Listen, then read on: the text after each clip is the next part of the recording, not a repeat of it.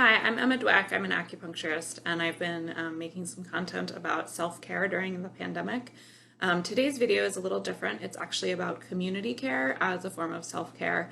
And I just wanted to take a couple of minutes to talk about what's been going on in our country. As a white person with a small audience, but an audience nonetheless, I do know that it is my job to be speaking out against racism in all of its many forms. And so I just wanted to say a couple of things about what's been happening. So the first thing is that I am not an expert on this, and that there are many experts, many amazing Black leaders on the internet who are providing free content, also many authors, many articles. I mean, just incredible amounts of material on this topic if you're interested in anti-racism, which you should be. But I wanted to talk about holistic healthcare. So I actually see these protests that have been happening as a form of holistic healthcare. And I'll tell you what I mean by that. So I'm always telling my patients that if you have a symptom of any kind and you treat the symptom, but you don't treat the root cause of the symptom, that the symptom might get better temporarily, but the root cause will still be there. And the symptom will keep coming back. It will keep coming back in different ways. It will keep coming back in worse and worse ways until your whole body is in crisis. And this is what's happening in our country with racism and white supremacy, which of course is the root cause of all of what's happening right now.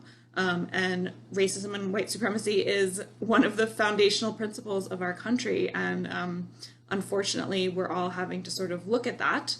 And we should have all been looking at it in a much more comprehensive way many years ago. But of course, right now, a lot of people are waking up and starting to take notice. So we have to treat the root cause. We have to treat white supremacy and racism. And there are many symptoms of it, right? So the killing of unarmed Black men by police is just one symptom. Other symptoms include inequity in healthcare, the prison system, education issues, et cetera, et cetera, et cetera. I mean, it's every part of our society you see these symptoms showing up.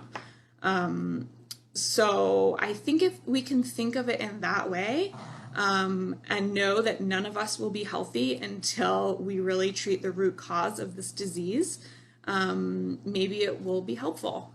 And I just have a couple of other things to say. So especially about the communities that I live in and work in. I live in Great Barrington, Mass, and I work in Millerton, New York, and Great Barrington, and I grew up in Millerton. And these are very small, predominantly white communities. And I've heard a lot in the past couple of weeks. I've seen a lot of comments on Facebook. I've heard a lot of people saying, you know, oh, we don't need this Black Lives Matter stuff here. Like, there is no racism here. And that's an idea that I myself grew up with, that we didn't have racism in our communities. And it's just absolutely not true. And so if you think that, or if you know somebody who thinks that, I would encourage you to just sort of get involved, educate yourself. There are many local organizations that do anti-racism work, and just start talking to people and see what their experiences are, because, you know, it happens right here at home, and I guarantee you that it happens in any predominantly white town in America. So again, I'm not an expert on this work. It's messy work, it's hard work. We should all be engaging in any way that we can.